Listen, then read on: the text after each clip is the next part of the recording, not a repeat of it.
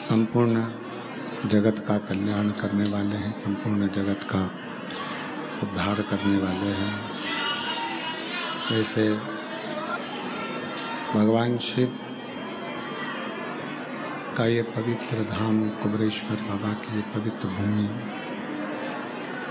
कुबेरेश्वर बाबा की ये पवित्र धरा, जहाँ भगवान शिव की कृपा से, उनकी करुणा, उनकी उदारता से ये पवित्र पावन शिव महापुराण की कथा श्रवण करने का सौभाग्य कुबेर भंडारी के दरवाजे पर प्राप्त हुआ है। भगवान शिव त्रिकालदर्शी, कैलाशी, विनाशी भगवान शंकर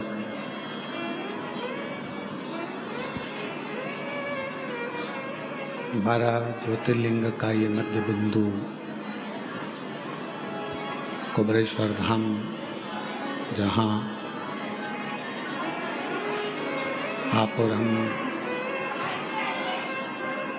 बैठकर ये पवित्र पावन शिव महापुराण की कथा श्रवण करने का सौभाग्य प्राप्त हुआ है। कथा के मुख्य यजमान श्रीमती सरोज श्रीवास्तव जी, श्रीवास्तव परिवार भोपाल। एक बार मुख्य यजमान परिवार के लिए जोरदार ताली बजाकर स्वागत अभिनंदन। श्री अनीता संजय कुमार जी शुक्ला, कानपुर। अनीता संजय कुमार जी शुक्ला कानपुर से एक दिवसीय कथा के यजमान पद आपने ग्रहण किया है। बहुत बहुत साधुवाद आप सभी को जिन्होंने कथा का मुख्य यजमान पद ग्रहण किया। संध्या प्रवीण कुमार जी त्रिपाठी जी, आप भी कानपुर से एक दिन का यजमान पद ग्रहण करे हैं। बहुत बहुत साधुवाद आपको। स्वर्गीय श्री केशव दत्त जी, स्वर्गीय कांता देवी शर्मा जी की स्मृति में आभा सुनील शर्मा जी द्वारा इंदौर एक दिवसीय शिव महापुराण कथा के मुख्य यजमान पद आपने ग्रहण किया है। स्वर्गीय दिनेश कुमार मिश्रा जी की स्मृति में द्वारा अमेठी एक दिन का मुख्य यजमान पद आपने ग्रहण किया। एक बार जोरदार ताली बजाकर उनके लिए साधुवाद, बधाइयाँ।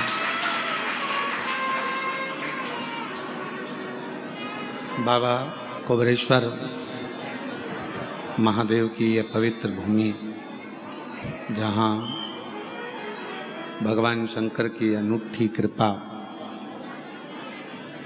अनुपम कृपा, करुणा, जो पितृपक्ष के इस पवित्र अवसर पर 5 दिवसीय शिव महापुराण की कथा श्रवण करने का सौभाग्य बाबा की कृपा से आपको और हमको प्राप्त हुआ है। पितृपक्ष के प्रदोष की तिथियां, अवसर, जिस अवसर पर भगवान देवाधिदेव महादेव की अनुपम कृपा, करुणा, उनकी उदारता से ये पवित्र शिव महापुराण की कथा ऑनलाइन चल रही है।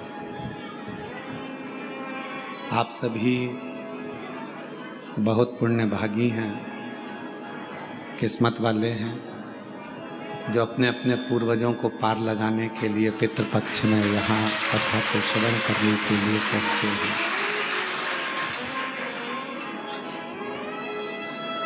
शिव पुराण कथा कहती है, भगवान शंकर का ये पवित्र चरित्र कहता है,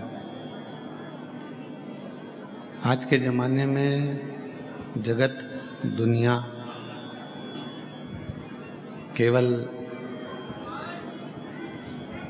शरीर में आग लगाने वाले को ढूंढ रही है। घर में एक बेटा हो जाए जो शरीर में अंत समय में हमें अग्नि दे दे, आग लगा दे।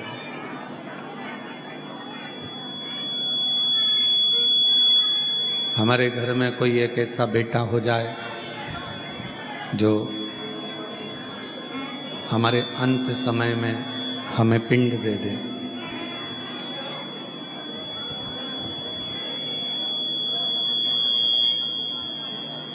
हमारे घर में कोई एक ऐसा जन्म ले ले जो हमारे मरने के बाद श्राद्ध कर दे, तर्पण कर दे, तिलांजलि कर दे, पिंड कर दे। हम बस ऐसा ढूंढने में लगे हुए हैं। जितने भी लोग शिव महापुराण की कथा को श्रवण कर रहे हैं या जितने भी शिव भक्त इस पवित्र कथा को सुन रहे हैं, श्रवण कर रहे हैं, हम निवेदन करें कि ऐसा कोई व्यक्ति नहीं जो घर में बेटा नहीं चाहता, पुत्र नहीं चाहता।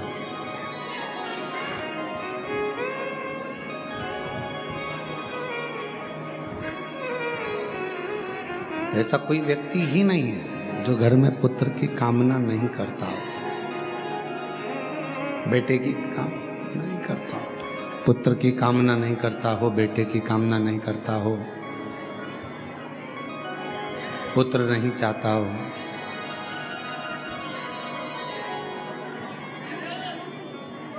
किस लिए कामना करी जाती है? एक पुत्र की कामना इसलिए करी जाती है कि हमारा जब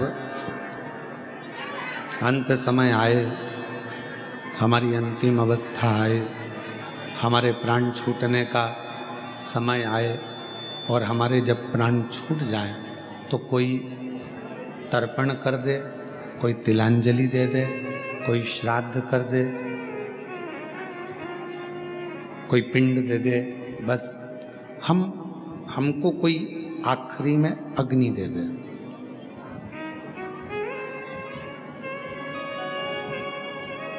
मतलब तन को अग्नि देने वाला तो हम ढूंढ रहे हैं कि कोई हमारे घर में एक ऐसा जन्म ले ले, हमारे घर में कोई ऐसे एक ऐसा पैदा हो जाए, एक ऐसा कोई जन्म ले ले जो हमको अग्नि इस शरीर को दे दे। पर शिव महापुराण की कथा कुछ और कहती है। डीले कम करके प्लेन करो। शिव महापुराण की कथा वर्णन करती है कि अग्नि देने वाला तो बहुत संसार में लोग मिल जाएगा, अंतिम संस्कार करने वाले भी ढेरों लोग संसार में मिल जाएंगे, पर अज्ञानता को मिटाने वाला संसार में बहुत कम मिलेगा। इसलिए परमात्मा से, ओगरदानी से, त्रिकालदर्शी से, कैलाशी से, अविनाशी से, शिवजी से प्रार्थना करना कि हमारे घर में अगर कोई जन्म ले तो ऐसा ले जो अज्ञानता को मिटाकर ज्ञान की राह को प्रशस्त कर दे और हमारा मार्ग सुलभ कर दे। ऐसा कोई हमारे परिवार में, हमारे कुटुंब में, हमारे घर में जन्म। यदि हमको हमारे घर में भी अगर ऐसा कोई जन्म नहीं ले तो फिर प्रयास करो कि शिव कृपा से, भगवान शंकर की करुणा से, दया से, उनकी उदारता से कोई आपको और हमको ऐसा मिल जाए।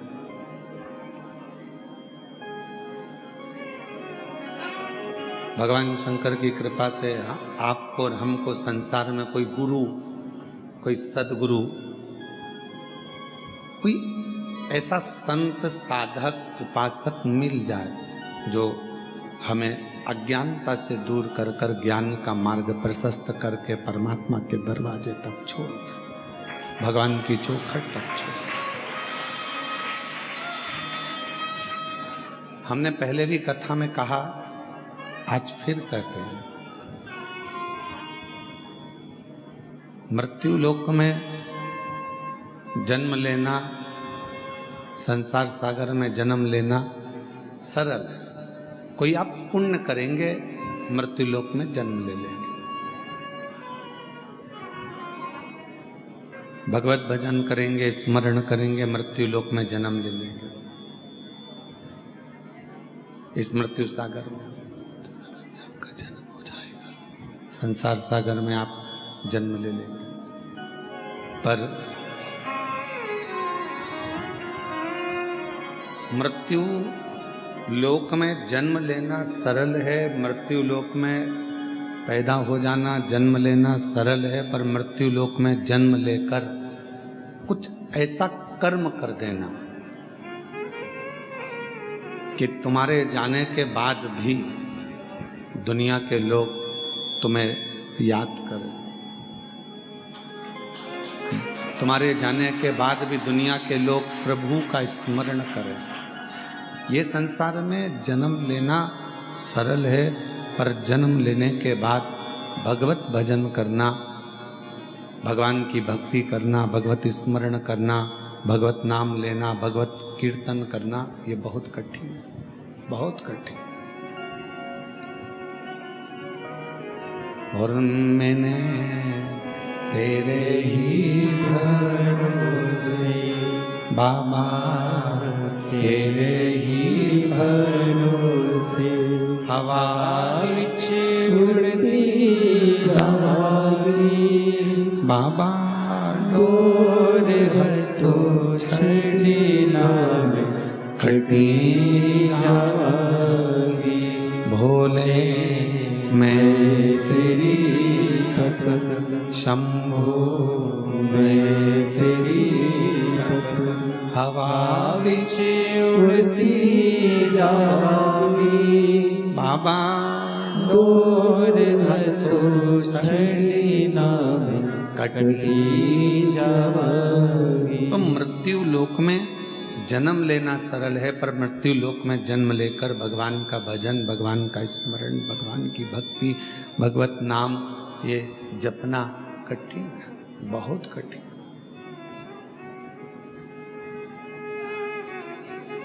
किसी मंदिर, कल कथा में कहा था कि किसी मंदिर में पहुंचना सरल है, किसी तीर्थ में जाना सरल है। माँ गंगा, यमुना, सरस्वती, कावेरी, मंदाकिनी, गोदावरी, सरयू, नर्मदा, क्षिप्रा, किसी पवित्र नदी के तट पर जाना सरल है। ये सब कुछ सरल है, इसमें कुछ भी कठिन नहीं है।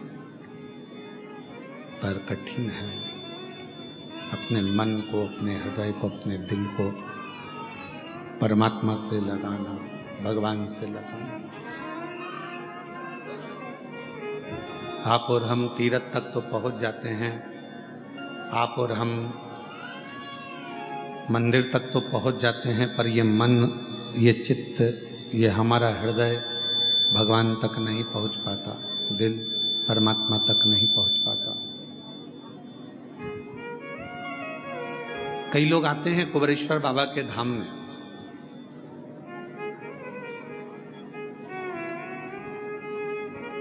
झोली पसारते हैं, प्रार्थना करते हैं, विनय करते हैं, निवेदन करते हैं, विनती कर कर बाबा से खूब मांगते हैं और बाबा से मांग कर चले भी जाते हैं।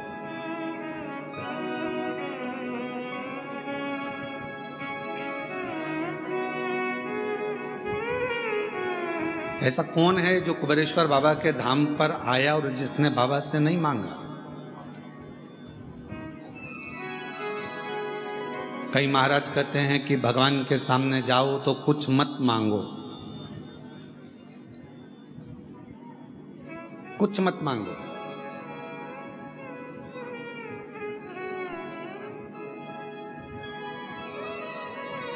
पर एक माँ और एक बाप, एक पिता और एक माँ ऐसी होती है जो अपने बच्चे को ये चाहती है कि मेरा बच्चा, तुम खुद अंदाजा लगाओ, प्रयास करो,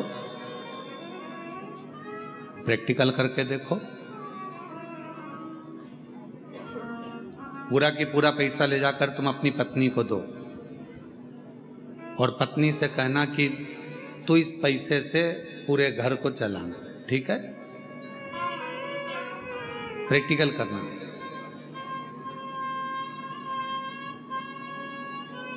माँ बाप क्या कहेंगे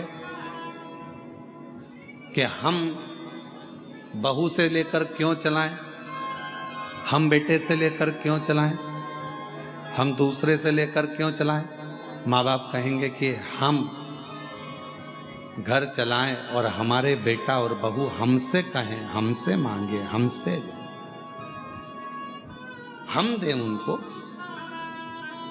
हम प्रदान करें उनको, हम दें उनको। और जब हम तो कथा कह रही है, शिव महापुराण का चरित्र कह रहा है। कई लोग कहते हैं कि भगवान से कुछ मत मांगो। शिव महापुराण की कथा कहती है दूसरे से मत मांगो, अपने बाप से जरूर मांगो।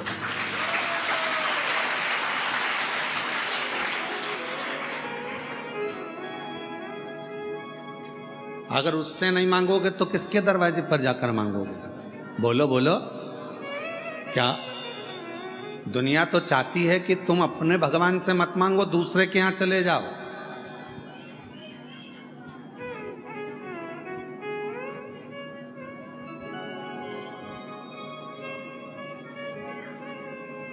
दुनिया तो चाहती है कि आप गुरुवार भूल जाओ, शुक्रवार याद रखो।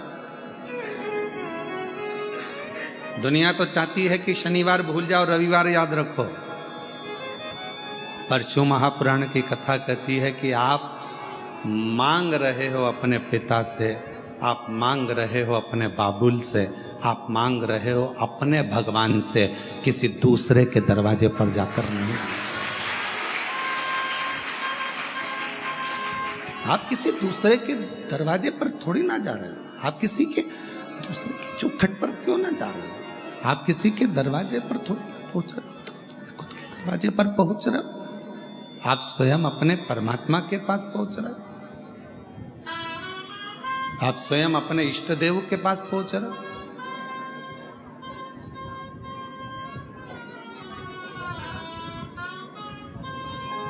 और हम उसके आश्रित होकर, हम उसकी आश्रितता में उससे जाकर मांग रहे हैं। किसी दूसरे से मांगने का हम फिर निवेदन है, आप परमात्मा से, अपने परमात्मा से जाकर कहो, अपने परमात्मा से विनती करो, अपने परमात्मा से विनय करो, अपने परमात्मा से निवेदन करो। दूसरे के दरवाजे पर जाकर नहीं कहिए, दूसरे से जाकर नहीं बोले।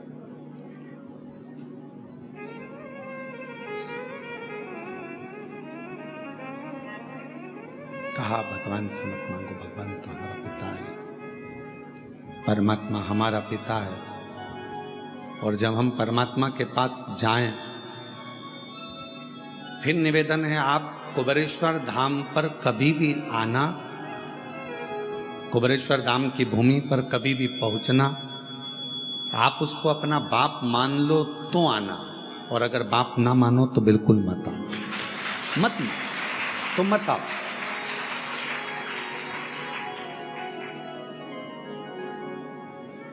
कब कृपा करता है वो? जब हम पूर्ण उसके ऊपर आश्रित हो जाते हैं।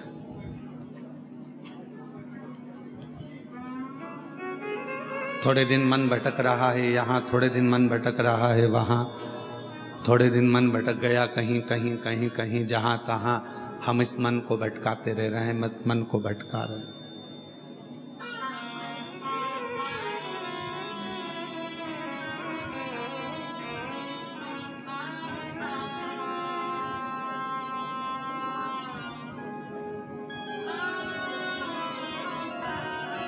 कल किसी एक व्यक्ति ने पूछा, गुरुजी हमें अपनी गाड़ी की स्पीड कितनी रखना चाहिए?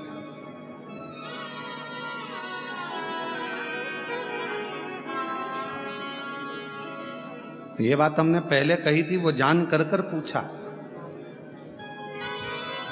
कि हमें अपनी गाड़ी की स्पीड कितनी रखना चाहिए। हमने कहा जितनी तुम्हारी उम्र हो उतनी गाड़ी की स्पीड रखो।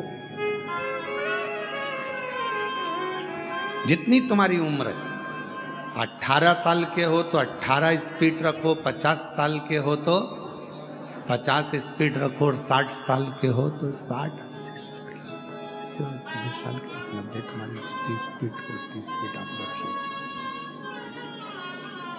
आपकी जितनी उम्र हो आप उतनी स्पीड रखो। जितनी आपकी उम्र उतनी आपकी स्पीड। बच्चे कहे कि हमें गाड़ी कितनी स्पीड में चलाना है, कोई बुजुर्ग कहे हमें गाड़ी कितनी स्पीड में चलाना है, कोई कहे हमें गाड़ी कितनी स्पीड में चलाना है। तो जितनी स्पीड आपकी हो उतनी स्पीड में आप गाड़ी चलाओ। शंभू रे बाबा।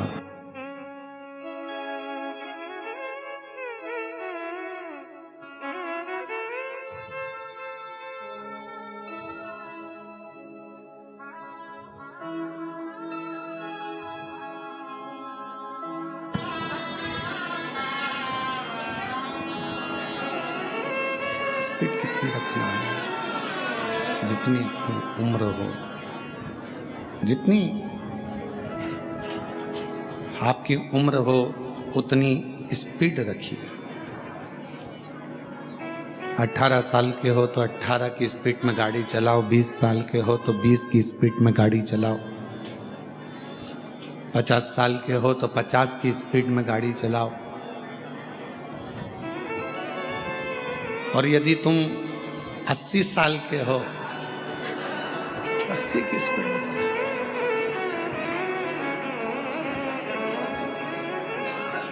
आई तुम कितने साल की हो? हाँ 72 की, तो तुम 72 की गाड़ी चला सकती हो।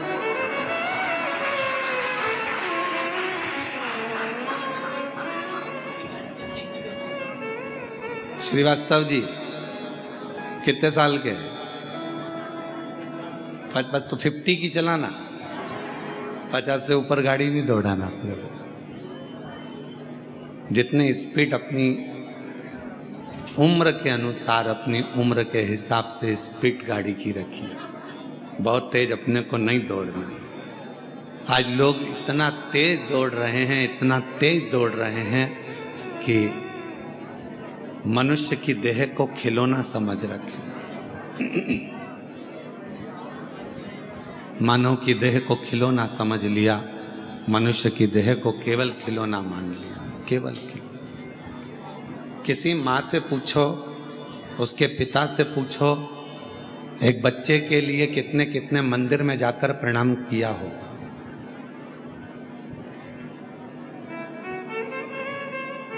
एक माता पिता से पूछो कि एक बच्चे के लिए उसने कितनी जगह पर अपना सिर रगड़ा होगा। रात भर जाग कर अपने बच्चे को गोदी में लेकर एक माँ बैठी रही पूरी रात, और वो बच्चा 2 मिनट में घर से गाड़ी लेकर निकला, अब भी आया, जो स्पीड में गाड़ी चलाई, और मालूम पड़ा कि उसने अपनी उम्र से ज्यादा स्पीड में चला ली, तो मालूम पड़ा निकल समाप्त हो, समाप्त हो। अब एक माँ से पूछो, एक पिता से पूछो, एक भाई से पूछो, एक सखा से पूछो कि जो चला गया उसको कितना मिस किया जा रहा है, कितना याद किया जा रहा है।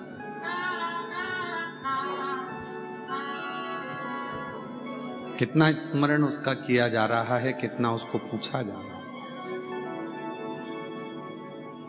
शिव महापुराण की कथा भी यही कहती है। बचपन, जवानी, अधेड़ी, बुढ़ापा, 4 अवस्था परमात्मा ने दी है, और वो चारों अवस्था किसी ना किसी रूप में परमात्मा के भजन के लिए दी। अपना कर्म करने के लिए। कर्म भी करो, भजन भी करो। कोई तुमसे कहे कि अपना घर छोड़ दो, परिवार छोड़ दो, कुटुंब छोड़ दो, नाते छोड़ दो, रिश्ते छोड़ दो, नौकरी छोड़ दो, सर्विस छोड़ दो, बिल्कुल मत छोड़ना। कह देना सीओर वाले महाराज ने मना करा है, ना घर छोड़ूंगा, ना व्यापार छोड़ूंगा, ना नौकरी छोड़ूंगा, ना परिवार छोड़ूंगा, ना मैं कोई बाबा बनूंगा, ना मैं कोई जोगी सन्यासी बनूंगा, ना मैं तपस्वी बनूंगा। मैं तो घर में रहकर मुख से एक बार श्री शिवाय नमस्तुभ्यम कहकर परमात्मा का हो जाऊंगा और परमात्मा मेरा।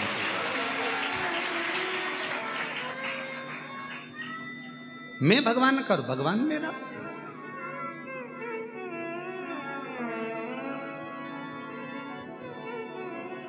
घर छोड़ने से क्या भगवान मिल सकता है? बोलो बोलो, जम के बोलो जरा। नहीं।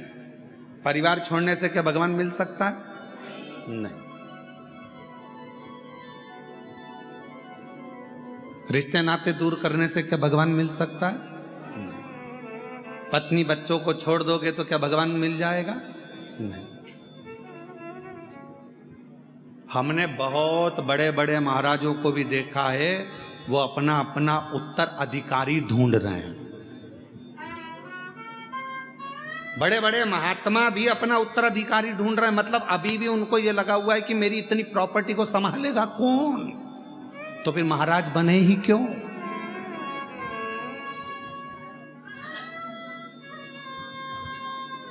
हमारे जाने के बाद ये प्रॉपर्टी कौन संभालेगा, हमारे जाने के बाद ये कौन संभालेगा, कौन देखेगा? तो जब तुम संत बन गए, साधु बन गए, तपस्वी बन गए, सन्यासी बन गए, तो फिर उत्तराधिकारी क्यों? क्यों?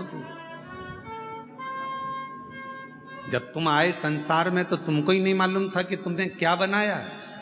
साथ किसने दिया? उस परमात्मा। तो फिर वो उत्तराधिकारी भी वही ढूंढेगा। एक दिन ऐसा आएगा कि किसी ना किसी को लाकर फिर बिठा देगा जो उसके अधिकारी होगा, जो उस जगह का अधिकारी है, जो परमात्मा को जानता हो, समझता हो, साधता हो, परमात्मा की भक्ति में जो डूबा रहे, धन में नहीं, वैभव में नहीं, संपदाओं में नहीं, जो परमात्मा की भक्ति में।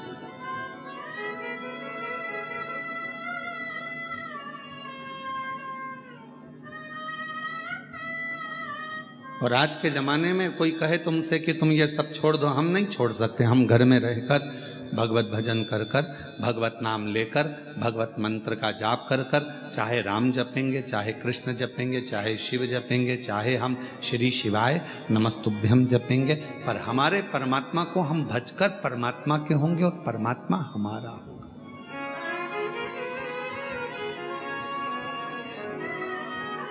हम परमात्मा। और भोलेनाथ दया करना, मैं तेरे भरोसे हूँ, मेरे बाबा दया करना, मैं तेरे भरोसे ना परिवार के भरोसे हो, मेरे बाबा दया करना, मैं तेरे भरोसे हूँ, मेरे बाबा दया करना,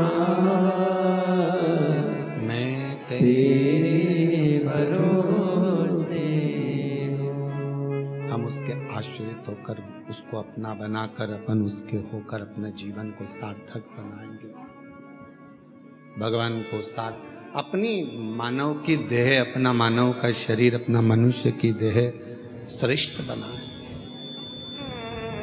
मानव का शरीर श्रेष्ठ जो मिला है, बड़ी मुश्किल से तो हो सकता है कि हमें भेजा उसने अपने भजन के लिए और हम लग गए अपने काम में।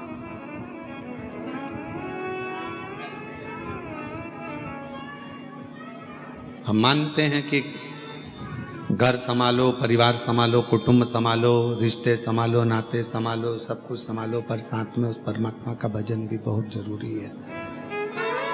उस परमात्मा का स्मरण भी बहुत जरूरी है।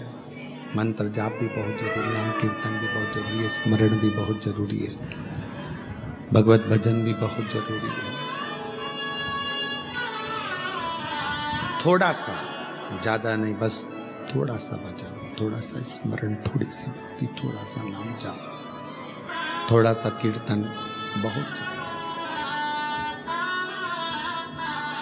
कभी इस व्यासपीठ ने यह नहीं कहा कि 24 घंटे आप भगवान के मंदिर में बैठो। इस व्यासपीठ ने कभी यह नहीं कहा कि तुम 2-4 घंटे भगवान के मंदिर में जाकर बैठो। इस व्यासपीठ ने केवल इतना कहा कि 1 लोटा जल सारी समस्या का हल।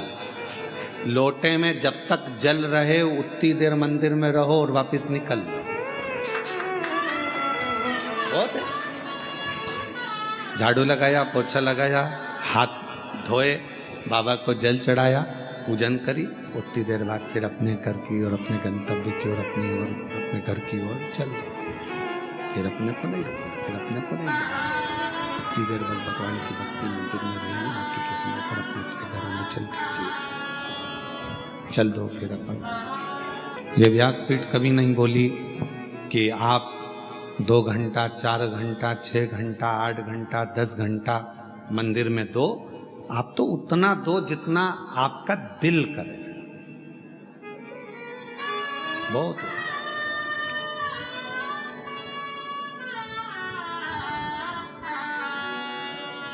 एक स्मरण में एक चरित्र आता है कि पहले जब शादियां होती थी, आज भी शादी में ये देखा जाता था कौन सी चीज कहाँ की प्रसिद्ध है। अब तुम्हारे उधर ऐसा होता है कि नहीं होता? हमारे इधर तो बहुत ही, मध्य प्रदेश में जरा मालवा क्षेत्र में, हमारे क्षेत्र में होता है। क्यों साहब, बैंड बाजा कहाँ का लाना है छोरे की शादी में? लड़के की शादी है, बैंड कहाँ का करना है? कहा साहब वहां का बैंड बड़ा प्रसिद्ध है, अपन तो वहां का करके लाएंगे। चलो ठीक है। हलवाई, कैटरिंग, भोजन कहाँ का अच्छा? कहा साहब वहां का भोजन अच्छा है, वहां का हलवाई अच्छा है, तो अपन वहां का हलवाई लाएंगे। ठीक है। लाइट सिर पे लेके चलते हैं, लाइट कहाँ की अच्छी है? तो कहा साहब वो उधर की लाइट अच्छी है। आप जितने बैठे हो ना, तुम्हारे भी गांव का कुछ ना कुछ अच्छा है।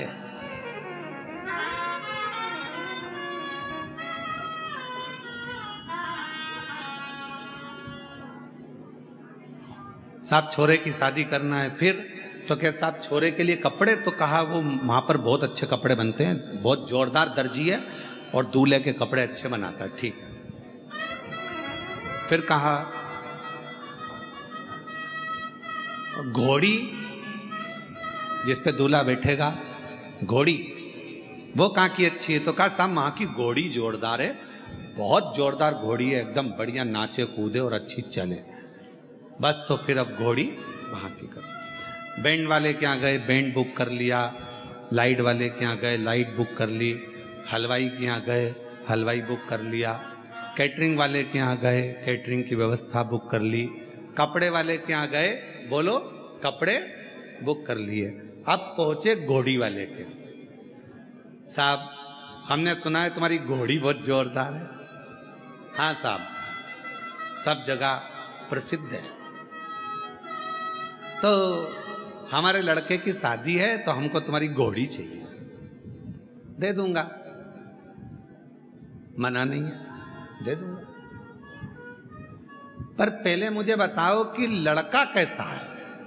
तो उन्होंने कहा हम घोड़ी लेने आए कि छोरी लेने आए? हम तो यहाँ घोड़ी लेने आए, तुम पहले बताओ लड़का कैसा है? तो उन्होंने कहा अच्छा जोरदार है। फोटो दिखा दिया उन्होंने मोबाइल में, कहने लगे साहब जी लड़के का फोटो है नहीं जोरदार बढ़िया? कहने लगे हाँ साहब बहुत जोरदार। तो कहा कि अब घोड़ी? तो कहा घोड़ी तो मैं दे दूंगा, घोड़ी तुम्हारी बुक भी कर लूंगा, पर दिक्कत एक है, लड़के का इसलिए पूछ रहा हूं कि घोड़ी मेरी 3 बार बहुत उचकती है, पूरी शादी में 3 बार उचकेगी। अगर लड़का समझदार होगा तो घोड़ी को पकड़ के रखेगा, संभाल के रखेगा, वरना वो घोड़ी इसके हाथ पैर तोड़ देगी। पूरा शरीर उस घोड़ी बेकार कर देगी, अब याद रख लेना। तो दूसरे ने कहा नहीं साहब, मेरे लड़के की शादी में तो ऐसी घोड़ी नहीं करूं जो हाथ पैर तोड़ दे।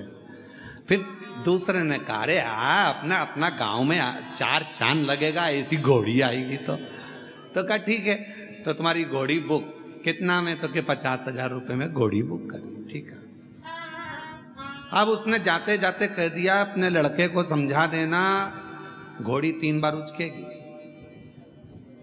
संभल गया तो हाथ पैर नहीं टूटेगा, संभल गया तो शरीर बेकार नहीं होगा, वरना फिर वो पलंग पे पड़ा रहेगा। अब लड़के का बाप सबसे पहले घर गया और घर पे जाकर अपने लड़के को बुलाया, बेटा हम तेरा सूट पसंद करिया है, बैंड पसंद करिया है, केटरिंग, हलवाई, भोजन, कार्यमंगल सब पसंद कर लिया, पर बेटा घोड़ी पसंद करी, पर वो घोड़ी 3 बार उचकेगी। लड़का बोला पिताजी काहे चिंता करते हो, मैं हूं तो सरी, संभाल लूंगा।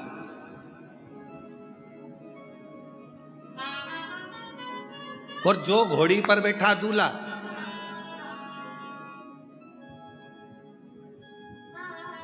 अब ये इंतजार कर रहा था कि कब उचके,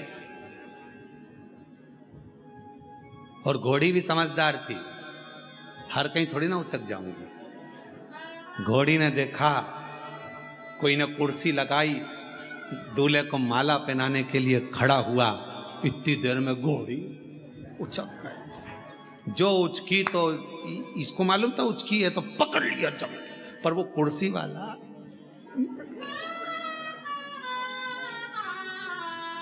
फिर इसने विचार करा अरे साहब बेचारे को लग गई, हमारा यही जी था, हमारे यहाँ की हमारे रिश्तेदार था और उसको लग गई साहब, घोड़ी उचक गई। फिर आगे गए तो ये सोचा घोड़ी अब उचकेगी, पर घोड़ी समझदार थी, हर कहीं नहीं उचकती थी।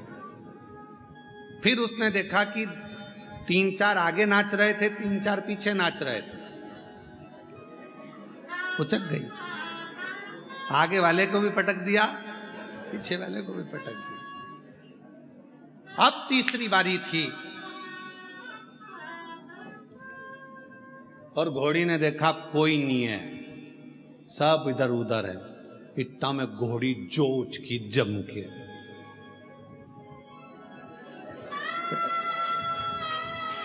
पटका तो पटका, जो पांव में थे लगे हुए, जिस पे पांव रखकर बैठा था दूल्हा, वो में पांव फंस गया और घोड़ी आगे और दूल्हा औंधा पड़ा।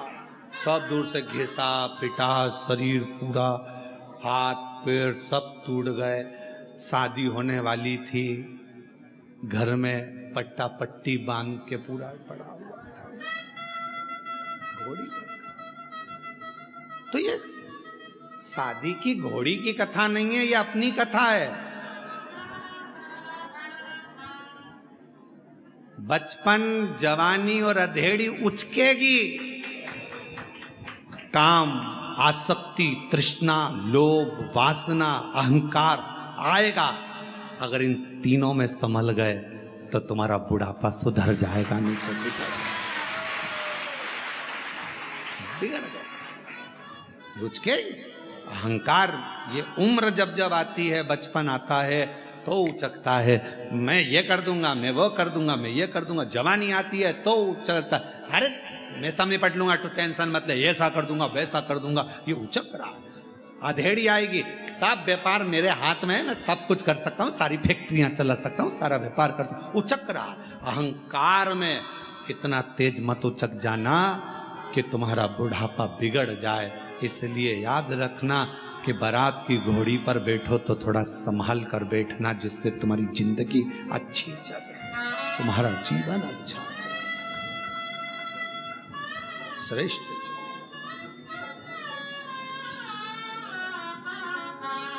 हम भटक रहे हैं। अगर कथा में आने के बाद भी हमारा मन उचक जाए, भगवान की शरणागति में पहुंचने के बाद भी हमारा मन उचक जाए, इतने बड़े संत, साधु, सन्यासी, तपस्वी, साधक, महात्मा, महंत, संत बन गए और फिर विचार करें कि मेरा गादी पर बैठेगा कौन। मतलब तुम्हें अभी भी प्रॉपर्टी की चिंता है, अपने हर चीज की चिंता लगी हुई है, इसको कौन संभालेगा, उसको कौन संभालेगा। तो तुमसे तो अच्छा एक साधारण सा रिक्शा चलाने वाला मेहनत करता है, 100 रुपए कमाता है, परिवार का पालन करता है और रिक्शे पर भी चैन की नींद लेता है। नो टेंशन, कोई चिंता नहीं। कल का कल देखा जाएगा, जो होगा। किसने देखा कल, किसको मालूम है। तुमको नहीं मालूम था कि यहाँ कथा हो रही है, तुमको नहीं, तुमने तो टिकट कर, क्योंकि इतनी जल्दी तो रिजर्वेशन भी नहीं मिल सकता जितनी जल्दी तुम्हारे, तुमको मालूम, तुम तो चल दी, तुम्हारा टिकट हो गया, तुम तो चल दी बढ़िया कि अपन कथा में नहीं, अपन तो कुबेरेश्वर धाम जा रहे हैं, अपन तो बाबा के धाम जा रहे हैं। तुम तो आ गए, तुम्हें मालूम ही नहीं था, पर बाबा ने तुमको लाकर यहाँ बिठा दिया, किसी को यजमान बनाकर बिठा दिया, किसी को यहाँ बिठा दिया। ये तो उसकी कृपा है, उसकी उदारता, उसकी करुणा है, ये उसकी दया है। किसको मालूम कहाँ जाना है, कौन को मालूम।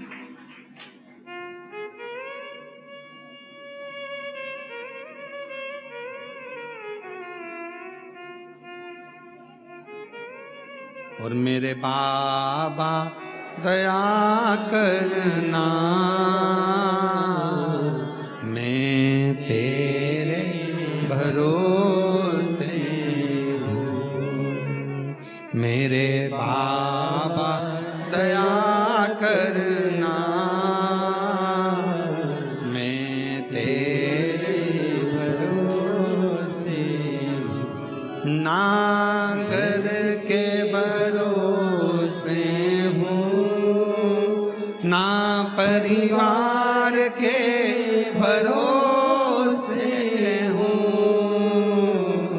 ना घर के भरोसे हूँ, ना परिवार के भरोसे हो। भोले बाबा दया करना, मैं तेरे भरोसे हूँ। मेरे बाबा दया करना, मैं तेरे भरोसे हूँ। आएगा समय, बचपन, जवानी, अधेड़ी, ये सब आएगा और हम अहंकार में, काम में, आसक्ति में, लोभ में, तृष्णा में, वासना में, हर एक में हम बहुत उचकेंगे, बहुत उचकेंगे। पर संभलना आपको और हमको है, साधना आपको और हमको है।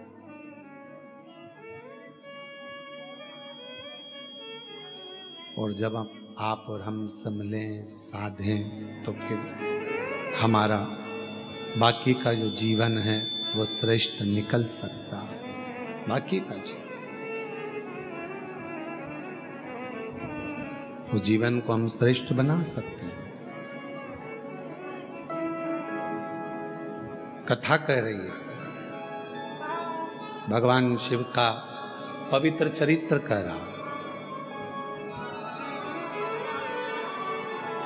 माँ जगत जननी जगदम्बा अम्बा माँ पार्वती जी का प्रागट्य हिमालय राज के घर में हुआ माँ सती के जाने के बाद।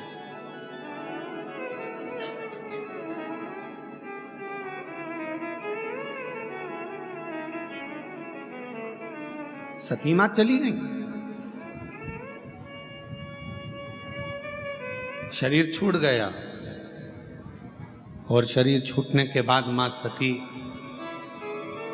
पहले तो एक कोयल का जन्म लेती हैं, फिर एक माँ पार्वती का जन्म लेती हैं।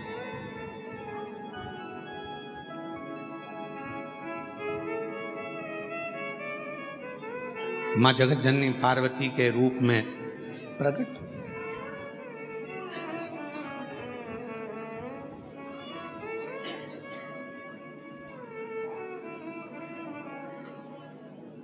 एक व्यक्ति ने एक प्रश्न किया कि गुरुजी,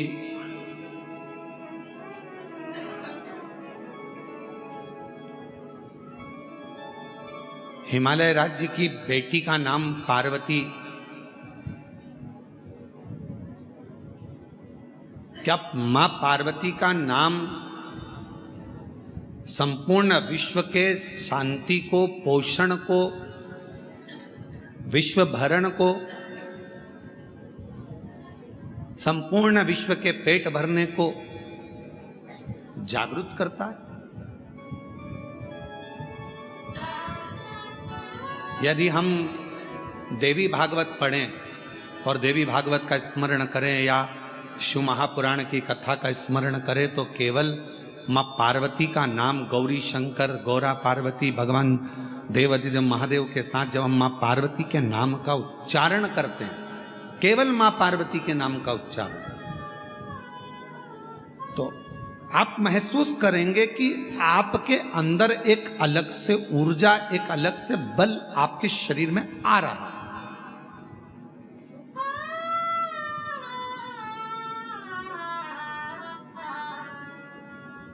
कभी कभी डॉक्टर साहब ग्लूकोज की बोतल चढ़ा देते हैं। बोलो चढ़ाते कि नहीं चढ़ाते? अरे बोलो तो जम के। डॉक्टर साहब बोतल चढ़ाते हैं तो लोग पूछते हैं क्यों साहब हम खाएं क्या? तो कहा अभी कुछ मत खाओ, बोतल चढ़ रही है ना, ये सब कर देगी। फिर थोड़ी देर बाद किसी ने कहा क्यों साहब ये मरीज को हम क्या खाने को दें? तो फिर डॉक्टर ने कहा देखो प्राण मत खाओ, चुप रहो, शांति रखो, बोतल चढ़ रही है ना, इसमें सब है।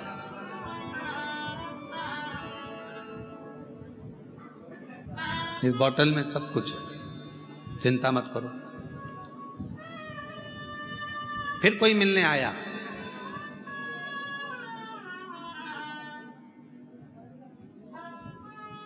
क्यों डॉक्टर साहब 6 घंटा हो गया इन्हें पड़ा पड़ा, कुछ तो खाने का देना चाहिए ना। डॉक्टर साहब बोले तू खा ले, पर इसको हम बोले ना ये पानी जो बोतल चढ़ रही है इससे सब कुछ मिल रहा है, सब कुछ।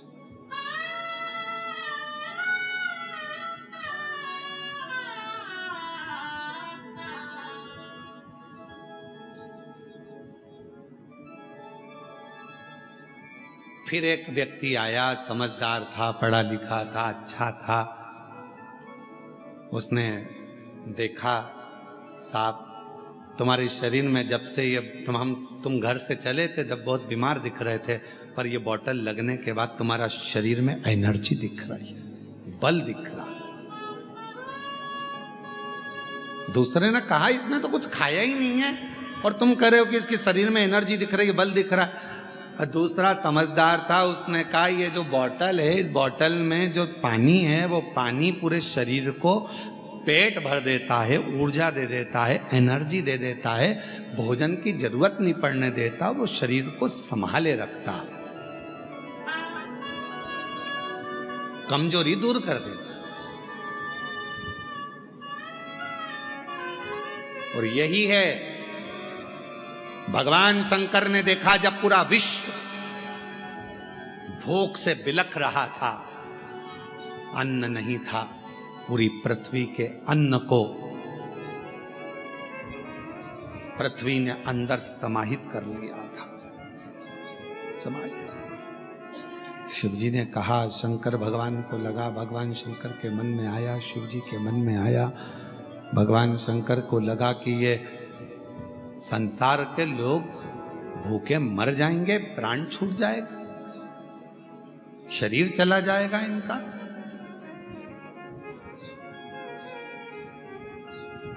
कौन इनको जपेगा, क्या होगा? तब भगवान देवाधिदेव महादेव ने अपने डमरू का नाद किया और डमरू का नाद कर कर उस नाद में से एक शब्द प्रकट हुआ। वो शब्द गर्जना कर दिया कि तुम्हारी जो अर्धांगिनी है पार्वती, अगर संसार के लोग केवल मां पार्वती का स्मरण करेंगे तो उनको कुछ भी, अगर भोजन को भी ना मिले तो उनके शरीर में ऊर्जा बनी रहेगी, उनका प्राण नहीं छूटेगा।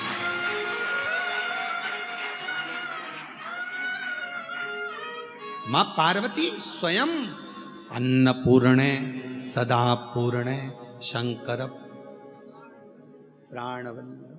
भगवान शिव की प्रियता, आनंदता, भगवान शंकर की प्रसन्नता, भगवान शिव की एक आनंदता।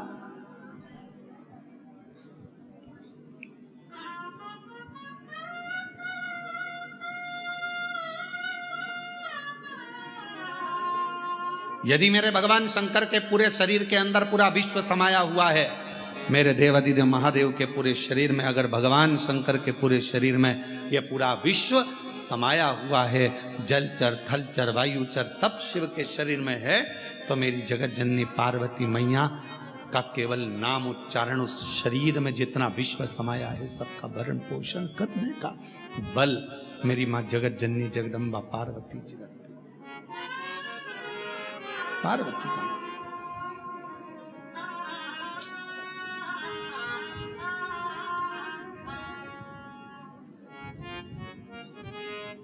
4 नवरात्रे होते हैं। कितने? 4। 2 नवरात्रे गुप्त होते हैं, 2 नवरात्रे तुम्हारे सामने आते हैं, एक चैत्रीय एक शरद।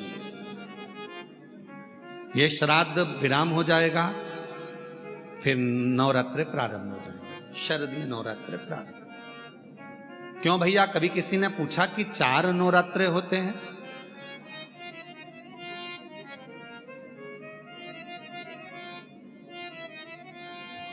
अब जब 4 नवरात्रे होते हैं तो क्या पितृपक्ष एक ही होगा? जम के बोलो जरा। पितृपक्ष भी 4 ही बार आता। हम उसको 3 बार जान नहीं पाते, पर चौथे बार में हम सर्दी आने से पहले उसका स्मरण करते, हम उसका स्मरण करते।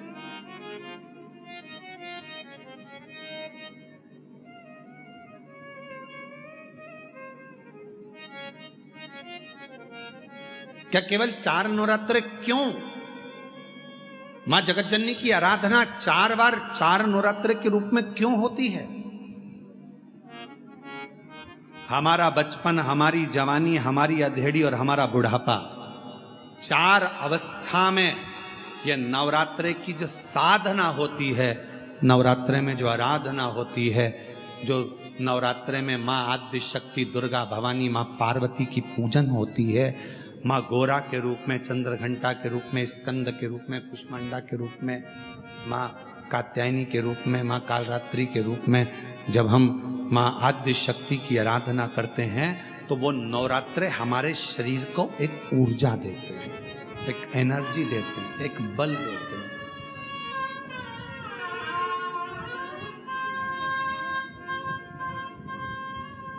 गौरी शंकर कहो, गौरी शंकर कहो, गौरी शंकर बिना उद्धार नहीं। गौरी शंकर कहो, गौरी शंकर कहो, गौरी शंकर बिना उद्धार नहीं। गौरी शंकर कहो, गौरी शंकर कहो, गौरी शंकर बिना उद्धार नहीं। गौरी शंकर बिना उद्धार नहीं। गौरी शंकर बिना उद्धार नहीं। गौरी शंकर बिना उद्धार नहीं। गौरी शंकर बिना उद्धार नहीं। गौरी शंकर कहो, गौरी शंकर कहो, गौरी शंकर बिना उद्धार नहीं। गौरी शंकर कहो, गौरी शंकर कहो, गौरी शंकर बिना उद्धार नहीं। गौरी शंकर कहो, गौरी शंकर कहो, गौरी शंकर बिना सब गाइए। गौरी शंकर कहो, गौरी शंकर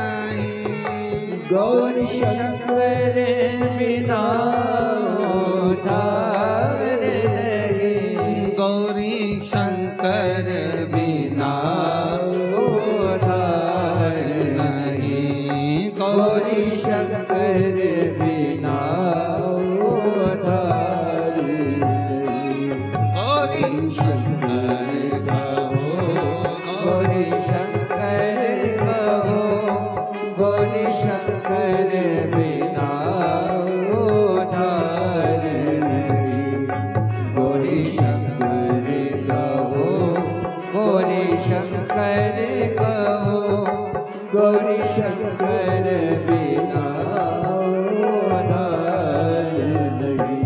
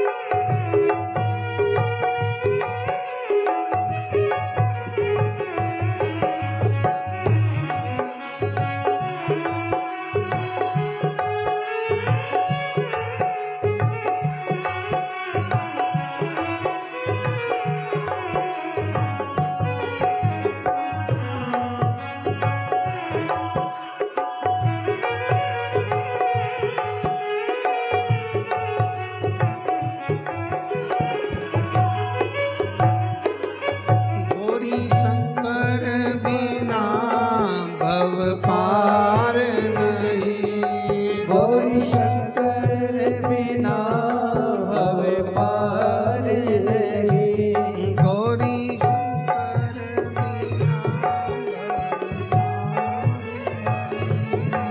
गौरी शंकर बिना भव पार नहीं, गौरी शंकर बिना भव पार नहीं, गौरी शंकर बिना भव पार नहीं, गौरी शंकर बिना भव पार नहीं, गौरी शंकर बिना भव पार नहीं, गौरी शंकर कहो, गौरी शंकर